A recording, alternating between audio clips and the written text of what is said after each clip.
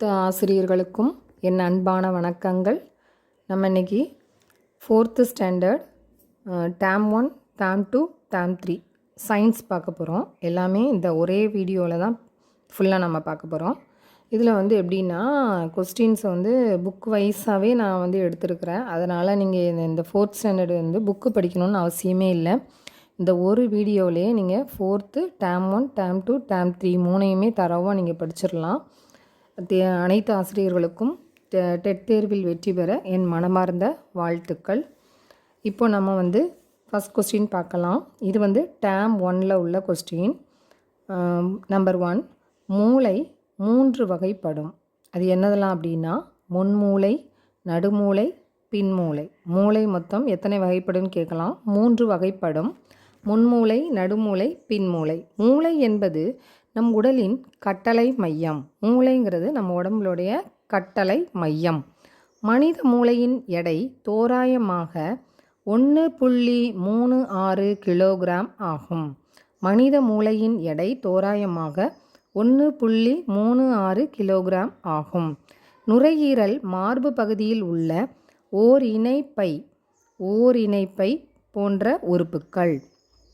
நுரையீரல் மார்பு பகுதியில் உள்ள ஓரிணைப்பை போன்ற உறுப்புக்கள்.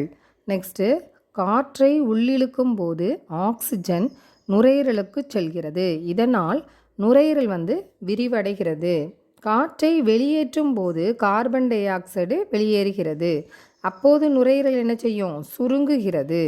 இரைப்பை என்ன வடிவத்தில் இருக்குன்னு கேட்கலாம். இரைப்பை ஜே வடிவ பை. இரைப்பை நமக்கு ஆற்றலை அளிக்கிறது. உணவை செரிக்க அமிலப்பொருள் இதில் உள்ளது. நம் இதயம் ஒரு இரத்த இறைக்கு உறுப்பு ஆகும். நம் இதயம் ஒரு இரத்தம் இறைக்கும் உறுப்பு ஆகும். நம்மளுடைய இதயம் ஒரு இரத்த இறைக்கும் உறுப்பு ஆகும். நெக்ஸ்ட் கொஸ்டின், இதயம் இதய தசைகளால் ஆனது.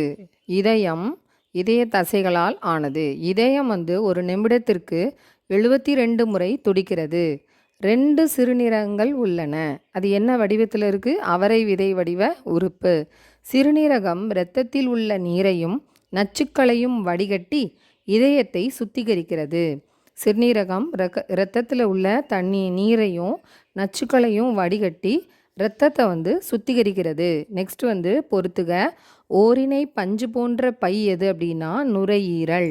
ஜே வடிவ பை எதுனா இரைப்பை. அதிகப்படியான நீரை வடிகட்டுதல் சிறுநீரகம். அடுத்தது கட்டளை மையம். அது எதுனா மூளை. இரத்த இரைப்பி எது அப்படின்னா இதயம். ஓரிணை பஞ்சு போன்ற பை நுரையீரல். ஜே வடிவ பை இரைப்பை. அதிகப்படியான நீரை வடிகட்டுதல் சிறுநீரகம். கட்டளை மையம் எதுனா மூளை. இரத்த இரைப்பி இதயம். ஒரு சிறுநீரகத்தின் பாதி பாகம் மட்டுமே 2 சிறுநீரகங்களும் இணைந்து செய்யும் வேலையை செய்யும் திறன் கொண்டது. ஒரு சிறுநீரகத்தில் பாதி பாகம் மட்டும் 2 சிறுநீரகங்கள் இணைந்து செய்யக்கூடிய வேலையை செய்யக்கூடிய திறன் இருக்குது. எலும்புகள் நமது உடலுக்கான சட்டம் ஆகும். எலும்புகள் நம் உடலுக்கான சட்டம் ஆகும். பிறக்கும் போது குழந்தைகளுக்கு 300 எலும்புகள் இருக்கும். வளர வளர இந்த எண்ணிக்கை 206 குறையும். பிறக்கும்போது குழந்தைக்கு 300 எலும்பு இருக்கும். வளர வளர 206 குறைஞ்சிரும். சிரிக்கும்போது 17 தசைகள் செயல்படுகின்றன. நம்ம சிரிக்கும்போது நம்ம உடம்புல 17 தசைகள் செயல்படுகின்றன. முகம் சுளிக்கும்போது 43 தசைகள் செயல்படுகின்றன. முகம் நம்ம சுளிக்கும்போது 43 தசைகள் செயல்படுகின்றன. முகம் சுளிக்கணும்னா நம்ம சோர்வாக இருக்கோம், மூஞ்ச திருப்பி வச்சுட்டு கோவமாக இருப்போம் இல்லையா? அப்போ 43 தசைகள் செயல்படுது. நம்ம சந்தோஷமாக இருக்கும்போது 17 தசைகள் செயல்படுகிறது. உறுப்புகளை கவனமாக பார்த்து கொள்ள செய்ய வேண்டியவை. நம்ம உடம்பு உறுப்புகளை கவனமாக பார்த்துக்கணுன்னா நம்ம என்னெல்லாம் பண்ணணும் அப்படின்னா, மூளை 8 மணி நேரம் கண்டிப்பாக ரெஸ்ட் எடுக்கணும், தூங்கணும். மூளை 8 மணி நேரம் மூளைக்கு ரெஸ்ட்டு கொடுக்கணும். அப்போ நைட்டு நம்ம 9 o'clock தூங்கினோம்னா காலையில் 6 மணி வரைக்கும் நல்லா தூங்கினோம்னா 8 hours நம்ம என்ன செஞ்சிடலாம், மூளைக்கு ரெஸ்ட்டு கொடுத்துடலாம். நெக்ஸ்ட்டு பாருங்கள், இதயம் கொழுப்பு நிறைந்த உணவை தவிர்த்தல். அதிகமான கொழுப்பு உணவுகளை சாப்பிடக்கூடாது. இரைப்பை, சத்தான உணவை சரியான நேரத்தில் உண்ணுதல். சாப்பாடு வந்து கரெக்டாக அந்த டைமுக்கு சாப்பிட்றணும். சிறுநீரகம், அதிக அளவு நீர் குடித்தல். சிறுநீரகம் நல்லா இயங்கணும்னா தண்ணி நல்லா குடிக்கணும். இதயம் நல்லா வேலை செய்யணும்னா கொழுப்பு நிறைஞ்ச உணவுகளை குறைச்சிடணும். மூளைக்கு வந்து 8 மணி நேரம் நல்லா தூங்கி ரெஸ்ட் எடுத்து இருக்கணும். அடுத்தது இரைப்பை, சத்தான உணவை சரியான நேரத்தில் நம்ம சாப்பிடணும். அடுத்தது எலும்புகள், தசைகள். எலும்பும் தசைகளும் நல்லா வலுவாக இருக்கணும்னா தினமும் நம்ம வந்து எக்ஸசைஸ் பண்ணணும். எக்ஸசைஸ் பண்ணும் பொழுது நம்ம எலும்பும் தசைகளும் நல்ல வலுவாக இருக்கும். நெக்ஸ்ட் கொஸ்டின், மனித உடலில் 600க்கும் மேற்பட்ட தசைகள் உள்ளன. நம்ம உடம்புல எவ்வளோ தசைகள் இருக்குன்னு கேட்பாங்க. 600க்கு மேற்பட்ட தசைகள் உள்ளன. உடலின் மிக நீளமான எலும்பு எதில் இருக்குது அப்படின்னா அது வந்து தொடை எலும்பு. நம்ம உடம்புல நீளமான எலும்பு எது அப்படின்னா தொடை எலும்பு. சிறிய எலும்பு காதில் உள்ள அங்கவடி எலும்பு. சிறிய எலும்பு எதுன்னு கேட்கலாம் இந்த கொஸ்டின். அங்கவடி எலும்பு அது எங்கே இருக்குது அப்படின்னு கேட்கலாம். காதில் உள்ள அங்கவடி எலும்பு. நெக்ஸ்ட் கொஸ்டின், நீளமான தசை எது? தொடை தசை. தொடை தசை தான் நீளமான தசை. நெக்ஸ்ட் கொஸ்டின், பற்கள் நமது உடம்பில் காணப்படும் பற்கள் நமது உடலில் காணப்படும் மிகவும் கடினமான பாகம் ஆகும். பற்கள் வந்து 2 தொகுதி வகைப்படும். அது என்னதுன்னா, ஒன்று வந்து பால் பற்கள், இன்னொன்று நிலைத்த பற்கள். பற்கள் வந்து நமது உடலில் காணப்படும் மிகவும் கடினமான பாகம். பற்கள் வந்து 2 தொகுதி வகைப்படும். ஒன்று வந்து பால் பற்கள், இன்னொன்று வந்து நிலைத்த பற்கள். நெக்ஸ்ட் கொஸ்டின், நிலைத்த பற்கள் 2வது தொகுதி பற்கள் எனப்படும். நிலைத்த பற்கள் வந்து 2வது தொகுதி பற்கள் எனப்படும். இந்த நிலைத்த பற்கள் வந்து 4 வகையாக பிரிக்கிறாங்க. அதில் ஒன்று என்னென்னா, வெட்டும் பற்கள், கோரை பற்கள், முன்கடவாய் பற்கள், பின்கடவாய் பற்கள். நிலைத்த பற்கள் வந்து எத்தனை வகைப்படும்னு கேட்கலாம். இது வந்து 4 வகைப்படும். வெட்டும் பற்கள், கோரை பற்கள், முன்கடவாய் பற்கள், பின்கடவாய் பற்கள். இந்த நிலைத்த பற்கள் வந்து 2வது தொகுதி பற்கள் அப்படின்னு சொல்லுவாங்க. நெக்ஸ்ட் கொஸ்டின், 3 மாதங்களுக்கு ஒரு முறை பல் துலக்கியை மாற்ற வேண்டும். நம்ம ப்ரஷ் இருக்கு இல்லையா, அதை 3 மாதத்துக்கு ஒருக்கா வேறு ப்ரஷ்ஷை கண்டிப்பாக மாற்றி ஆகணும். 3 மாதத்துக்கு மேலே ஒரே ப்ரஷ்ஷை யூஸ் பண்ணக்கூடாது. அது நல்லா இருந்தாலும் அதை யூஸ் பண்ணக்கூடாது. நெக்ஸ்ட்டு வந்து வேலையை செய்ய என்ன தேவை? விசை தேவை. வேலையை செய்ய விசை தேவை. வேலை செய்வதற்கான திறனையே ஆற்றல் என்கிறோம். வேலை செய்வதற்கான திறனையே ஆற்றல் என்கிறோம். நெக்ஸ்ட்டு, ஆற்றலின் வகைகள் வந்து மொத்தம் 6 வகைப்படும். அதில் ஒன்று வந்து என்னென்னா, இயந்திர ஆற்றல், வெப்ப ஆற்றல், ஒளியாற்றல், சூரிய ஆற்றல், மின்னாற்றல், வேதியாற்றல் அப்படின்னு ஆற்றல் வந்து மொத்தம் 6 வகைப்படும். ஆற்றலின் வகைகள் மொத்தம் எத்தனை அப்படின்னு கூட கொஸ்டின் கேட்கலாம். இன்னொன்று கொஸ்டின் என்னென்னா, ஆற்றலின் 3வது வகை எது அப்படின்னு கூட கேட்கலாம். ஒளி ஆற்றல். இந்த மாதிரி நம்ம கரெக்டாக படித்து வச்சுக்கணும்.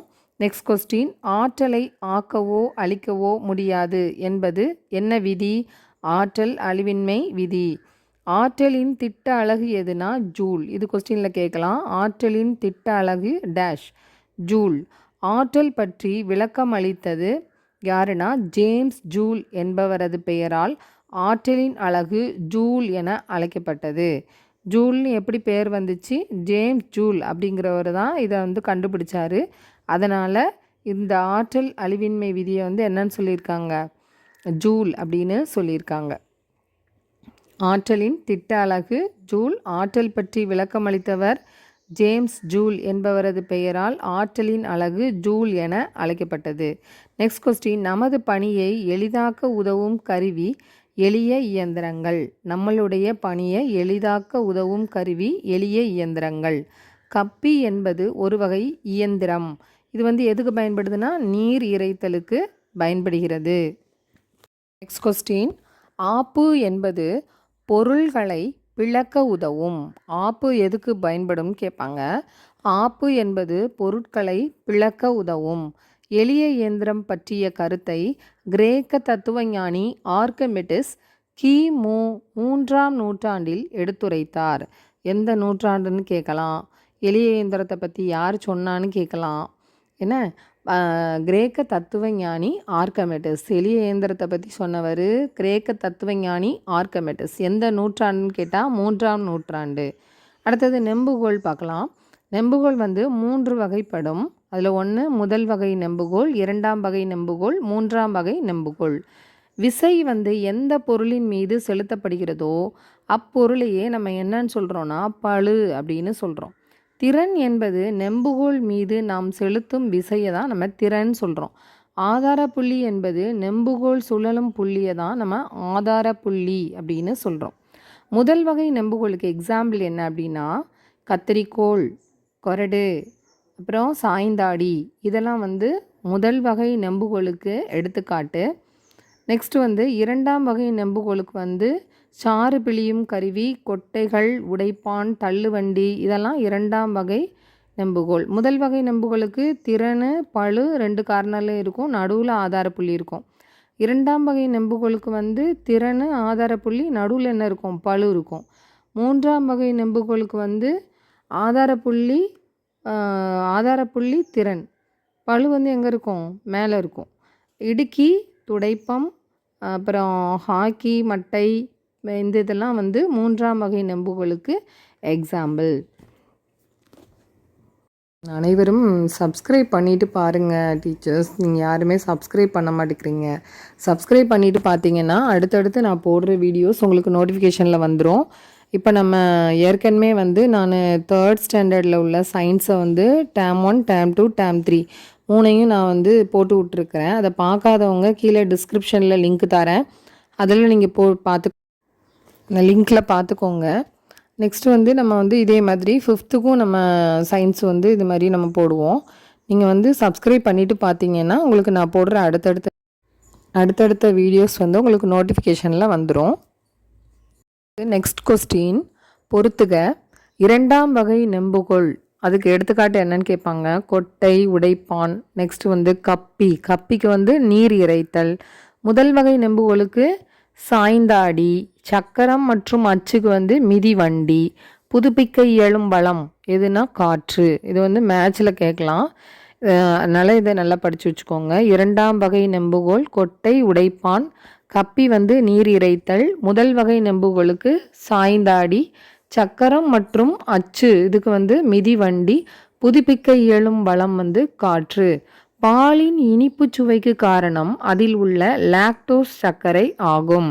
இது இம்பார்ட்டன்ட் கொஸ்டின். பாலில் இனிப்பு சுவைக்கு காரணம் வந்து அதில் உள்ள லாக்டோஸ் சர்க்கரை ஆகும். பாலில் உள்ள சத்து விட்டமின் டி எலும்புகளை வலுப்படுத்தும். பாலில் உள்ள சத்து வந்து என்னது விட்டமின் டி. இது வந்து எதுக்குன்னா எலும்புகளை வலுப்படுத்துவதற்கு பயன்படுகிறது. இதில் என்ன சத்து இருக்குன்னா கால்சியம் சத்து உள்ளது. பாலினுடைய நன்மைகள் என்னென்ன நன்மைகள் இருக்குது? எலும்பு, பற்கள் இது 2ஐயும் நல்லா வலுப்படுத்தும். இரத்த அழுத்தத்தை வந்து பராமரிக்கிறதுக்கு பயன்படுது. இதய நோய் ஏற்படும் பாதிப்பு வந்து குறையும். இது ஒரு ஆற்றல் மூலம் ஆகும். அடுத்தது நெக்ஸ்ட் கொஸ்டின். உணவு வந்து எத்தனை வகைப்படும் பார்த்தோம்னா உணவு வந்து 2 வகைப்படும். பச்சையாக உண்ணும் உணவு, சமைத்த உணவு அப்படின்னு உணவு வந்து 2 வகையாக பிரிப்பாங்க. Next question. ரொட்டி குளிர்சாதன பெட்டியில் வைக்கும் பொழுது 6 மடங்கு வேகமாக கெட்டு போகிறது. பூஞ்சை வந்து அதில் சீக்கிரமாக ஸ்ப்ரெட் ஆகும். அதனால் ரொட்டியை வந்து நம்ம எப்போவுமே ஃப்ரிட்ஜில் வச்சு சாப்பிடக்கூடாது. அப்படி என்ன எத்தனை மடங்கு வேகமாக கெட்டு போகுதுன்னு கேட்கலாம். 6 மடங்கு. Next question. Biscuit baking soda கொண்டு மிருதுவாக தயாரிக்கப்படுகிறது. பிஸ்கட் வந்து பேக்கிங் சோடா கொண்டு மிருதுவாக தயாரிக்கப்படுகிறது. கைபேசி வந்து சிறு பொறி கருவிகள். கைபேசிக்கு இன்னொரு பேர் சிறு பொறி கருவிகள். இப்போ வந்து நம்ம வந்து 4th ஸ்டாண்டர்டில் உள்ள டேம் 1 ஃபுல்லாக 1ல் உள்ளது ஃபுல்லாக நம்ம பார்த்துட்டோம். இதில் மொத்தம் 52 கொஸ்டின்ஸ் நம்ம பார்த்துருக்குறோம். இது வந்து நீங்கள் புக்கு படிக்கணும்னு அவசியமே கிடையாது. இந்த டேம் 1ல் வந்து ஒவ்வொரு பேஜ் வைஸாக பார்த்து ஒவ்வொரு லைன் பை லைனாக வந்து எடுத்து இந்த கொஸ்டின்ஸை வந்து நம்ம எடுத்துருக்கிறேன் நான். இப்போ வந்து நம்ம மொத்தம் வந்து டேம் 1ல் 52 கொஸ்டின்ஸு. நெக்ஸ்ட்டு வந்து நம்ம வந்து டேம் 2ல் உள்ளதை நம்ம பார்க்க போகிறோம். 4th ஸ்டாண்டர்ட் சயின்ஸு டேம் 2வை நம்ம பார்க்கலாம். டேம் 2ல் நம்ம ஃபஸ்ட் கொஸ்டின் பார்க்கலாம். கெட்டு போகாத ஒரே உணவுப் பொருள் எது அப்படின்னா தேன். சமைக்கும் முறைகள் 3 வகைப்படும். ஈரமான வெப்பமுறை, உலர் வெப்பமுறை, மற்ற முறைகள். உலகில் உற்பத்தியாகும் மொத்த உணவில் 1/3 பங்கு வீணடிக்கப்படுகின்றன. ஆண்டுக்கு மொத்தம் எவ்வளவு அப்படின்னா 1.2 லட்சம் கோடி டன் ஆகும். ஒரு வருஷத்துக்கு 1.2 லட்சம் கோடி டன் ஆகும். ஒரு டன் ஈக்குவல்ட்டு எவ்வளவுனா 1000 கிலோகிராம். உலக பட்டினியால் வாடுவோர் தினம் என்னைக்கு அப்படின்னா மே 28. உலக பட்டினியால் வாடுவோர் தினம் என்னைக்குன்னா மே 28. சூரிய சமைப்பான் எரிபொருளை சேமிக்கும், காற்று மாசுபடுதலை குறைக்கும். சூரிய சமைப்பான் எரிபொருளை சேமிக்கும், காற்று மாசுபடுதலை குறைக்கும். நெக்ஸ்ட்டு மனித உடலானது 75% நீரை கொண்டுள்ளது. நம்ம உடம்பு நம்ம உடம்புல எவ்வளோ நீர்ச்சத்து இருக்குன்னா 75% உடம்பு நீரால் தான் ஆனது. நெக்ஸ்ட்டு நீர் 3 நிலைகளில் உள்ளன. அது என்னதெல்லாம்னா திண்ம, திரவ, வாயு. திண்ம, திரவ, வாயு. திண்மத்துக்கு எடுத்துக்காட்டு பனிக்கட்டி, திரவத்துக்கு நீர், வாயுக்கு நீராவி. திடநிலை. திடநிலைனா நீர் என்ன செய்யுது, குளிர்தல், 0 டிகிரிக்கு கீழே குளிர்ந்து அது பனிக்கட்டியாக மாறுது. நெக்ஸ்ட்டு வாயு நிலை நீர் வெப்பப்படுத்தும் போது, வெப்பத்தினுடைய அளவு எவ்வளோனா 100 டிகிரி செல்சியஸில் வெப்பப்படுத்தும் பொழுது நீர் ஆவியாக மாறுகிறது. கொஸ்டின், நீர் சுழற்சி. நீர் சுழற்சி 3 வகைப்படும். ஒன்று ஆவியாதல், சுருங்குதல், வீழ்படிதல். நீர் சுழற்சி 3 வகைப்படும். ஆவியாதல், சுருங்குதல், வீழ்படிதல். வெப்பத்தினால் நீர் ஆவியாக மாறுவதை என்னன்னு சொல்கிறோன்னா ஆவியாதல். நீராவியின் மீது குளிர்ந்த காற்று பட்டு நீர்த்தி வளையாக மாறி சுருங்குதல் நிகழ்கிறது. நீராவியின் மீது குளிர்ந்த காற்று பட்டு நீர்த்தி வளையாக மாறி சுருங்குதல் நிகழ்கிறது. நீர்த்தி வளைகள் ஒன்று கூடி மேகங்கள் உருவாகி அளவில் பெரிதாகி பின் மழையாக வீழ்படிவாதல் நிகழ்கிறது. இதெல்லாம் கொஸ்டின். சுருங்குதல், இந்த வீழ்படிவாதல் ரெண்டையும் நம்மளை குழப்புறதுக்காக கேட்கலாம். அதனால் கொஞ்சம் நல்லா இம்பார்ட்டன்ட் எடுத்து இதை பார்த்துக்கோங்க. நெக்ஸ்ட் மூச்சு விடுவதால் ஒவ்வொரு நாளும் நாம் 1 குவளை நீரிற்கு மேல் இழக்கிறோம். மூச்சு விடுவதால் ஒவ்வொரு நாளும் நாம் 1 குவளை நீரிற்கு மேல் இழக்கிறோம். மனித மூளை அதன் நிறையில் 73% நீரை கொண்டுள்ளது. மனித மூளை எவ்வளவு நீரை கொண்டிருக்குன்னா 73%. உலகின் நன்னீரில் 70% மேல் அண்டார்டிக் பகுதியில் உள்ளது. நன்னீர் நல்ல தண்ணி எங்கே இருக்குது, அண்டார்டிக் கண்டத்தில் தான் இருக்குது. எவ்வளவு அப்படின்னா 70% மேலே. நீரின் மூலக்கூறு வாய்ப்பாடு என்ன அப்படின்னா H2O. நீரின் மூலக்கூறு வாய்ப்பாடு H2O. 2000 சதுர அடி மேற்கூரையிலிருந்து விழுகின்ற 1 அங்குல இன்ச் அளவுக்கு மழை நீரானது 4800 லிட்டர் நீருக்கு சமம். இதெல்லாம் கொஸ்டினில் வரும் டீச்சர், நல்லா பார்த்துக்கோங்க. 2000 சதுர அடி மேற்கூரையிலிருந்து விழுகின்ற 1 அங்குல இன்ச் அளவுக்கு மழை நீரானது 4800 லிட்டர் நீருக்கு சமம். மழைநீர் சேகரிப்பு முறையானது 2001ஆம் ஆண்டு தமிழக அரசால் கொண்டு வரப்பட்டது. தமிழக அரசால் மழைநீர் சேகரிப்பு எப்போ கொண்டு வரப்பட்டதுன்னு கேட்பாங்க. 2001ஆம் ஆண்டு. நெக்ஸ்ட் கொஸ்டின், மழைநீர் சேகரிப்பை கட்டாயமாக்கிய முதல் இந்திய மாநிலம் எது அப்படின்னா நம்ம தமிழ்நாடு தான். மழைநீர் சேகரிப்பை கட்டாயமாக்கிய முதல் இந்திய மாநிலம் தமிழ்நாடு ஆகும். இலைகளில் இருக்கும் பச்சையம் குளோரோஃபில் என்ற நிறமியின் உதவியுடன் தாவரங்கள் உணவை உற்பத்தி செய்கின்றன. தாவரங்கள் உணவை உற்பத்தி செய்கின்றன. இலைகளில் இருக்கும் பச்சையம் எதுன்னு கூட கொஸ்டினில் கேட்கலாம். குளோரோஃபில் அப்படிங்கிற நிறமியின் உதவியுடன் தாவரங்கள் உணவை உற்பத்தி செய்கின்றன. இலைத்தாள், இது இலையின் பரந்த தட்டையான பகுதி. இதுக்கு இலைத்தாளுக்கு என்ன பேர் அப்படின்னா லாமினா. லாமினா. நெக்ஸ்ட்டு இலை நுனி. இலையின் முன்பகுதியை தான் இலை நுனி அப்படின்னு சொல்கிறோம். மைய நரம்பு, இலையின் நடுவில் மைய நரம்பு, நடுவில் இருக்கக்கூடிய மைய நரம்பு. மைய நரம்புக்கு என்ன பேருனா இலையினுடைய நடுவு பகுதியில் இருக்கிறது தான் மைய நரம்புன்னு சொல்கிறோம். நரம்புகள் மைய நரம்பின் கிளை. அவை நீர் மற்றும் தாதுக்களை கொண்டு செல்லும் வெற்றுக்குழாய். நரம்புகள் அப்படின்னா மைய நரம்பினுடைய கிளை, அது நீர் மற்றும் தாதுக்களை கொண்டு செல்லக்கூடிய ஒரு வெற்றுக்குழாய். நெக்ஸ்ட் கொஸ்டின், இலைக்காம்பு இலையை முதன்மை தண்டு பகுதியுடன் இணைக்கிறது. இலைக்காம்பு அப்படின்னா இலையை முதன்மை தண்டு பகுதியோடு இணைக்கிறது. இலை துளைகள் தாவரங்களின் சுவாசித்தலுக்கு வாயு பரிமாற்றத்திற்கும் உதவுகின்றது. இலை துளைகள் தாவரங்களுடைய சுவாசிக்கிறதுக்கும் வாயு பரிமாற்றத்துக்கும் உதவுகின்றன. தாவரங்கள் தமக்கு தேவையான உணவை தாமே தயாரிக்கின்றன. இதுக்கு பேர் என்ன அப்படின்னா ஒளிச்சேர்க்கை என்கிறோம். நெக்ஸ்ட் கொஸ்டின், ஒளிச்சேர்க்கை. ஒளிச்சேர்க்கை சூரிய ஒளி. சேர்க்கைனா தயாரித்தல். ஒளி செயற்கையை பிரித்து சொல்லியிருக்காங்க. ஒளினா சூரிய ஒளி, சேர்க்கைனா தயாரித்தல். நீர் ப்ளஸ் கார்பன் டை ஆக்சைடு, சூரிய ஒளி. உணவு ப்ளஸ் ஆக்சிஜன். நீர் ப்ளஸ் கார்பன் டை ஆக்சைடு இது ரெண்டும் சேர்ந்து என்ன வரும்னா நமக்கு சூரிய ஒளி கிடைக்குது. இதன் மூலமாக உணவும் ஆக்சிஜனும் தயாரிக்கிறதுக்கு முடியுது. நெக்ஸ்ட் கொஸ்டின், தாவரங்கள் தங்களுக்கு பச்சையம் பிற உயிரினங்களுக்கு தேவையான உணவை தாவரங்களே தயாரிப்பதால் முதன்மை உற்பத்தியாளர்கள் என்று அழைக்கப்படுகின்றன. இங்கே மேலே உள்ள கொஸ்டின், நீர் ப்ளஸ் கார்பன் டை ஆக்சைடு, மேலே சூரிய ஒளி, கீழே பச்சையம். இந்த ரெண்டும் நமக்கு இருக்கிறதுனால தான் உணவு ப்ளஸ் ஆக்சிஜன் நமக்கு கிடைக்குது. நெக்ஸ்ட்டு தாவரங்கள் தங்களுக்கும் பிற உயிரினங்களுக்கும் தேவையான உணவை தாங்களே தயாரிப்பதால் இதை என்னன்னு சொல்கிறோம்னா முதன்மை உற்பத்தியாளர்கள் என்று அழைக்கப்படுகின்றனர். கள்ளிச்செடி போன்ற தாவரங்களில் இலைகள் கிடையாது. பச்சை தண்டுகள் மூலம் உணவை தயாரிக்கின்றன. நெக்ஸ்ட் கொஸ்டின், பச்சையம் உள்ள தாவரங்கள் தற்சார்பு உயிரினங்கள், ஆட்டோரோஃப்கள் என்று அழைக்கப்படுகின்றன. இந்த பச்சையம் உள்ள தாவரங்கள் தற்சார்பு உயிரினங்கள். இதை ஆட்டோட்ரோஃப்கள் என்று அழைக்கப்படுகின்றன. பச்சையம் அல்லாத தாவரங்களை பிற சார்பு உயிரினங்கள் ஹெட்ரோட்ரோபோஸ்கள் என்று அழைக்கப்படுகின்றன. ஹெட்ரோட்ரோபோஸ்கள் என்று அழைக்கப்படுகின்றன. மகரந்தத்தால் வட்டம் ஆண் பாகம், சூலகம் பெண் பாகம்னு சொல்கிறோம். உலகில் மிகப்பெரிய மலர் எது அப்படின்னா ரஃப்லேஷியா. இது எங்கே இருக்குது அப்படின்னா இந்தோனேஷியாவினுடைய மலைக்காடுகளில் உள்ள அரிய வகையான ஒரு மலர்.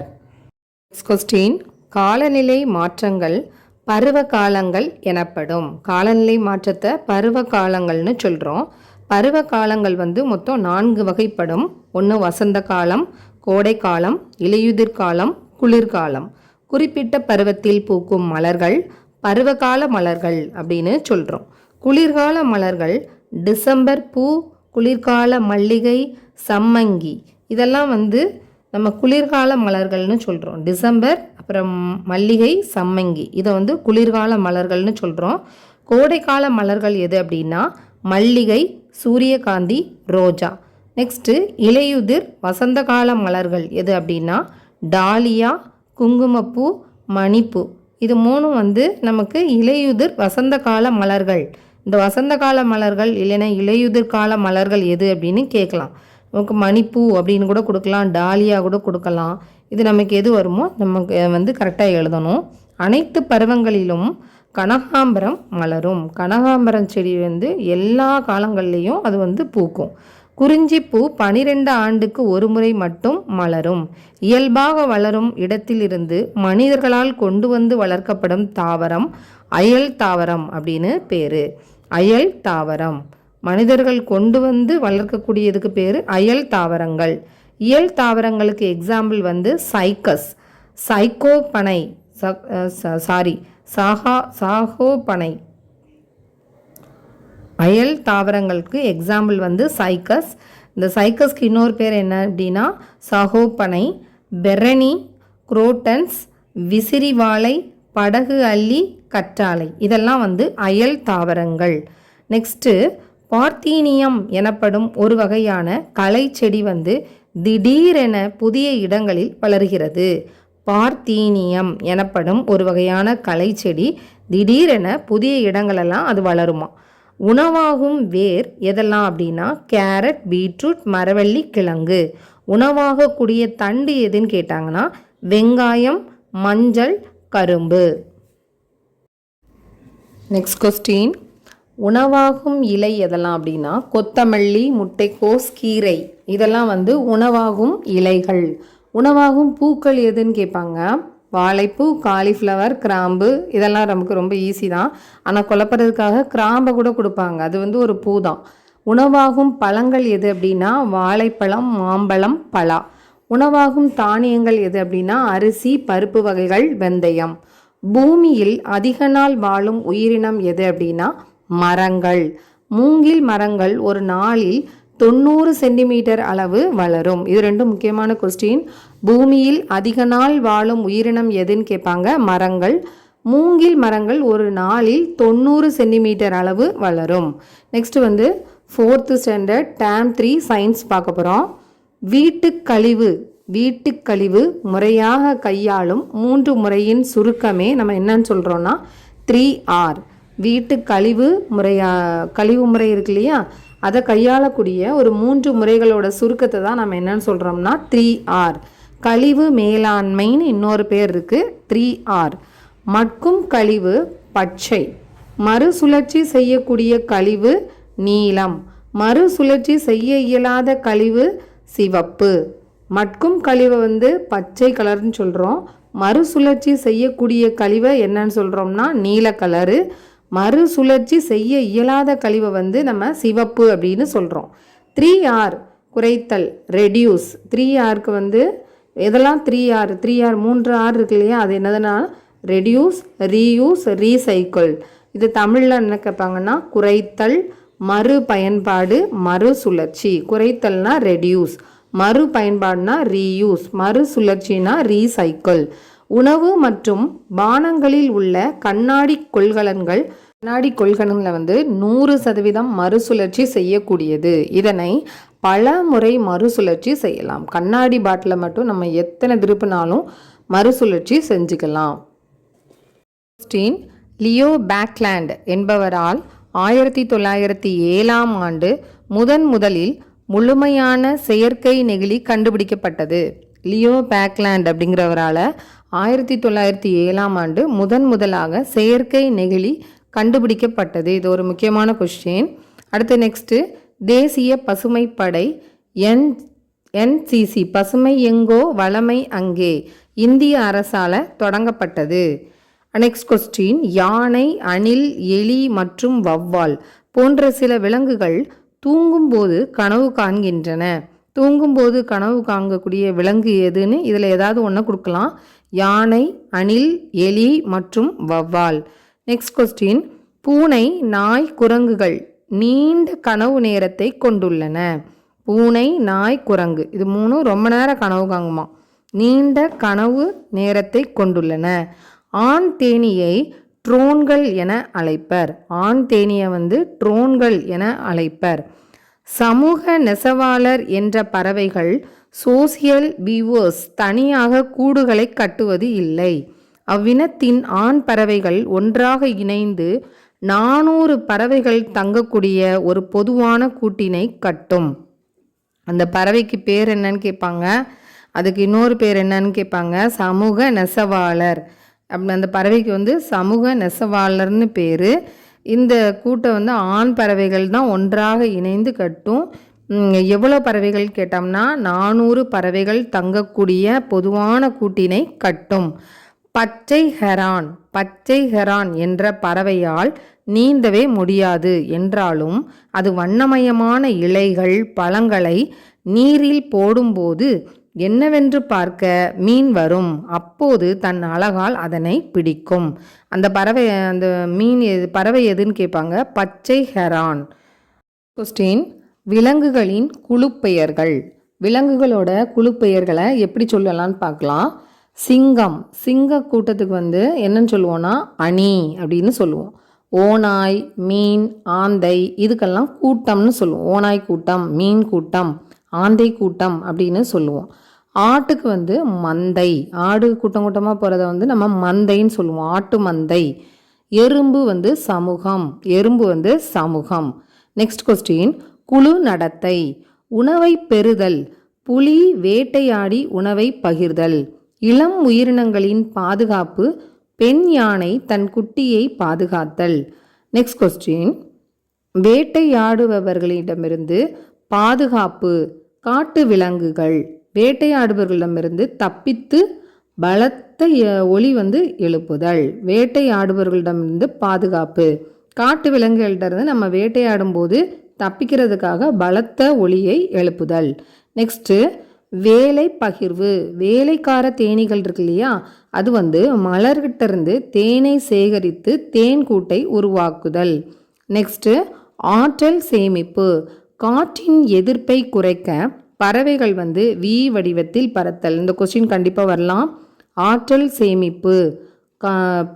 காற்றின் எதிர்ப்பை குறைக்கிறதுக்காக பறவைகள் வி வடிவத்தில் பறத்தல்.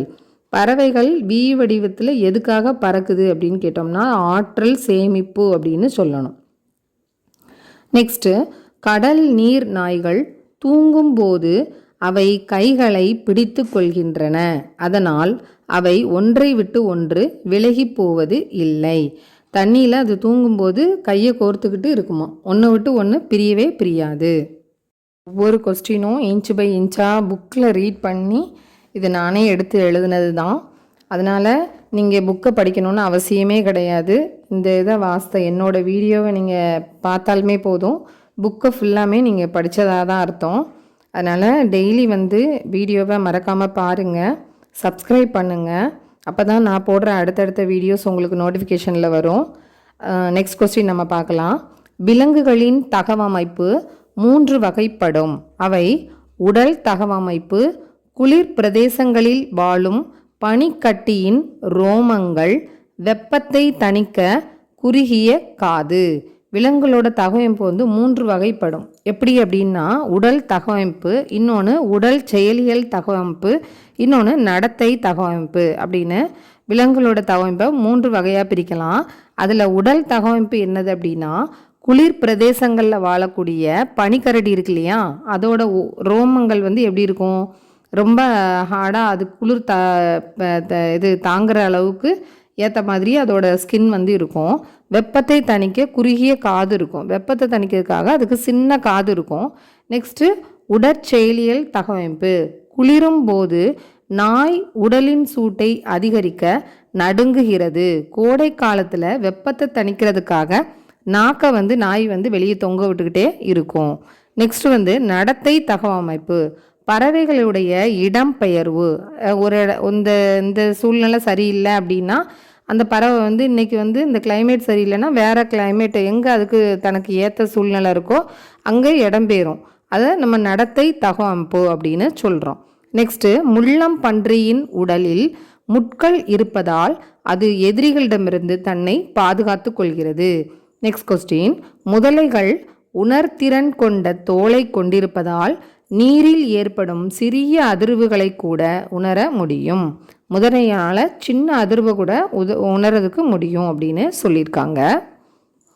வீடியோவை வந்து ஸ்கிப் பண்ணாமல் பாருங்கள், அப்போ தான் நான் போடுறது எல்லாமே உங்களுக்கு புரியும். இது வந்து புக்கில் இருந்து ஒவ்வொரு இன்ச்சு பை இன்ச்சாக தான் உங்களுக்கு போட்டிருக்கிறேன். நான் வீடியோ ஸ்பீடாக தான் போகிறேன், மற்றவங்க மாதிரி ரொம்ப நேரம் ஆப்ஷன்ஸு 4 ஆப்ஷன்ஸ் சொல்லி மொத்தமே 10 கொஸ்டின் தான் சொல்லுவாங்க. அதுக்கு ஆப்ஷன்ஸ் சொல்லி டைமை வேஸ்ட் பண்ணுவாங்க. நான் உங்களுக்கு டைமை வேஸ்ட் பண்ணதுக்கு விரும்பலை.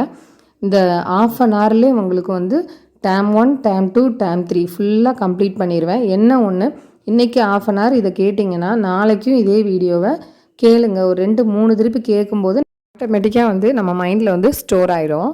அதனால் கொஸ்டின்ஸை வந்து நல்லா பாருங்கள். இதில் வந்து எதெல்லாம் இம்பார்ட்டனோ, உங்களுக்கு எதெல்லாம் இம்பார்ட்டன்ட் தோணுதோ அதெல்லாம் வந்து ஒரு நோட் போட்டு எழுதி வச்சுக்கோங்க. நம்ம எக்ஸாமுக்கு ஒரு நாளைக்கு முன்னாடி லைட்டாக அதை பார்த்தோம்னா நமக்கு ஒரு எக்ஸாமில் போய் அட்டன் பண்ணுறதுக்கு ரொம்ப ஈஸியாக இருக்கும். மறக்காமல் லைக் பண்ணுங்கள். என்னோடய வீடியோ பிடிச்சா லைக் பண்ணிடுங்க. நெக்ஸ்ட்டு, பூச்சிகளின் கூட்டுக்கண்கள் சிறிய அலகுகளால் ஆனவை.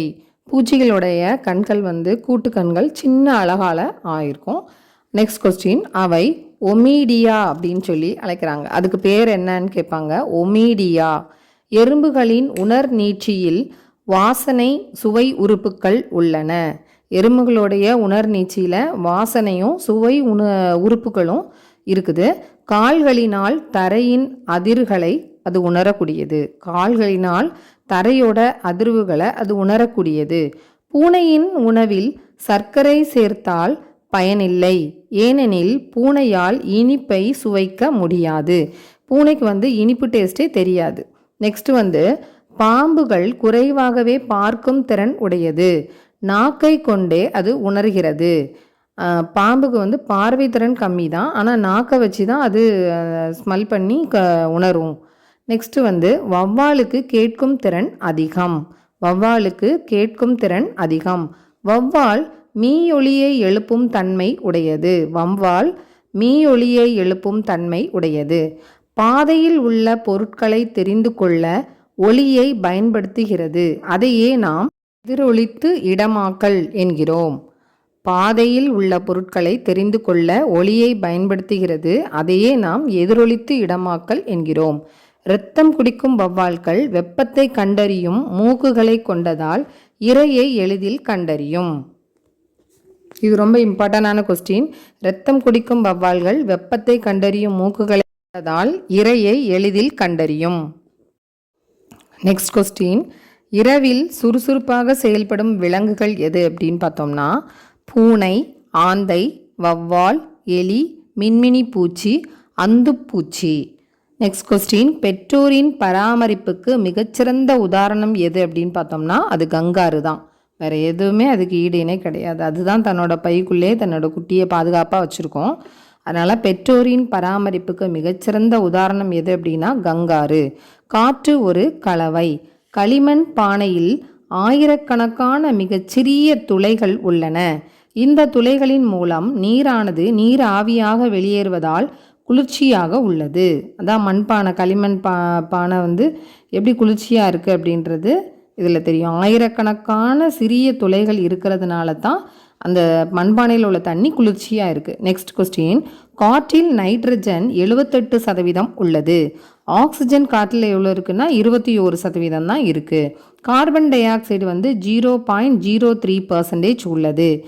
ஆர்கான் மற்றும் பிற வாயுக்கள் 0.07 உள்ளது. 1772ஆம் ஆண்டில் ஸ்காட்லாந்தில் வேதியாளர் டேனியல் ரூதர்ஃபோர்டு தீங்கு விளைவிக்கும் காற்று ஒன்றை கண்டறிந்தார். தற்போது அதுக்கு பேர் தான் என்னன்னா நைட்ரஜன் என்று அழைக்கப்படுகிறது. நெக்ஸ்ட் கொஸ்டின், மலையில் ஏறுபவர்களுக்கு ஆழ்கடலில் நீந்துபவர்களுக்கும் ஆக்சிஜன் உருளையை பயன்படுத்துகின்றனர். மலையில் ஏறுறவங்களுக்கு ஆக்சிஜன் சப்ளை கம்மியாயிரும் மேலே போக போக. அதனால் ஆக்சிஜனை சிலிண்டரை முதுகில் வச்சுட்டு போவாங்க. அதே மாதிரி கடலில் நீந்தி ரொம்ப ஆழமாக உள்ளே போகும்போது ஆக்சிஜன் சிலிண்டரை வச்சுட்டு போவாங்க. இந்த கொஸ்டின்ஸ்லாம் உங்களுக்கு ஈஸியாக இருக்குதா அப்படின்னு கமெண்ட். நெக்ஸ்ட் கொஸ்டின், காற்றில் கார்பன் டை ஆக்சைடு உள்ளதை ஸ்காட்லாந்து வேதியாளர் ஜோசப் பிளாக் என்பவர் கண்டுபிடிச்சிருக்கிறார். இது முக்கியமான கொஸ்டின். காற்றில் கார்பன் டை ஆக்சைடு உள்ளதை ஸ்காட்லாந்து வேதியாளர் ஜோசப் பிளாக் அப்படிங்கிறவர் கண்டுபிடிச்சாரு. ஒரு வளர்ந்த மரமானது ஒரு நபரால் வெளியேற்றப்படும் 1/3 CO2 எடுத்துக்கொள்கிறது. மேலும் ஒரு நபருக்கு தேவையான அளவு ஆக்சிஜனையும் அளிக்கிறது. CO2னா கார்பன் டை ஆக்சைடு. ஒரு மனிதன் உயிர் வாழ தேவையான ஆக்சிஜனை பெறுவதற்கு 3 மரங்கள் தேவை. அமிலமலை உருவாக்கம். சல்ஃபர் டை ஆக்சைடு மற்றும் நைட்ரஜன் ஆக்சைடு வளிமண்டலத்தில் உள்ள நீருடன் வினைபுரிந்து கந்தக அமிலம் மற்றும் நைட்ரிக் அமிலத்தை உற்பத்தி செய்கிறது. அமிலமலை உருவாகிறதுக்கு சல்ஃபர் டை ஆக்சைடு மற்றும் நைட்ரஜன் ஆக்சைடு வளிமண்டலத்தில் உள்ள நீரோட வினைபுரிஞ்சு கந்தக அமிலம் மற்றும் நைட்ரிக் அமிலத்தை உற்பத்தி செய்யுது. நெக்ஸ்ட் கொஸ்டின், அமிலமலையின் விளைவுகள். சுவாச கோளாறு, தோல் வியாதிகள், இலைகளை சேதப்படுத்தி தாவரத்தோட உற்பத்தியை பாதிக்கும். நெக்ஸ்ட்டு நீரிலும் நிலத்திலும் கலக்கிறதுனால நீர்வாழ் உயிரிகள் பாதிக்கப்படுது. தாஜ்மஹால் போன்ற பிரார்த்தன சின்னங்களை சேதப்படுத்துது. நெக்ஸ்ட் கொஸ்டின், திரவ அல்லது திட துகள்கள் காற்றில் சிதறுவது எரோசால் அப்படின்னு சொல்கிறாங்க. திரவ அல்லது திட துகள்கள் காற்றில் சிதறுவது வந்து எரோசால் அப்படின்னு சொல்கிறாங்க. எரோசால் எனப்படும். கொஸ்டின், எரோசால் இலைகளில் படிவதால் ஒளிச்சேர்க்கை பாதிக்கும். எரோசால் இலைகளில் படிகிறதுனால ஒளிச்சேர்க்கை வந்து பாதிக்கும். ஒளிச்சேர்க்கை பாதிக்கப்படக்கூடியது எது அப்படின்னு கூட கேட்கலாம். Aerosol. Next CFC, chlorofluorocarbon. இது வந்து ஒரு ஓசோன் அடுக்கினை பாதிக்கும். சிஎஃப்சினா என்னன்னு கேட்கலாம், இல்லைனா குளோரோஃப்ளோரோ கார்பன்னா என்னன்னு கேட்கலாம், இல்லைனா ஓசோன் அடுக்கினை பாதிக்கக்கூடியது எது அப்படின்னு கூட கேட்கலாம். CFC, chlorofluorocarbon. ஓசோனின் துளைகளில் ஏற்படும் புற ஊதா. ஓசோனில் வந்து துளை ஏற்படுறதுக்கு என்ன காரணம் அப்படின்னா புற ஊதா கதிர்கள் தான். ஷார்ட்டாக வந்து யூவி அப்படின்னு சொல்லுவோம். கதிர்கள் தாவரம், விலங்கு பாதிப்பு ஏற்படுத்தும். இது மனிதனுக்கு தோல் புற்றுநோயை ஏற்படுத்தக்கூடியது.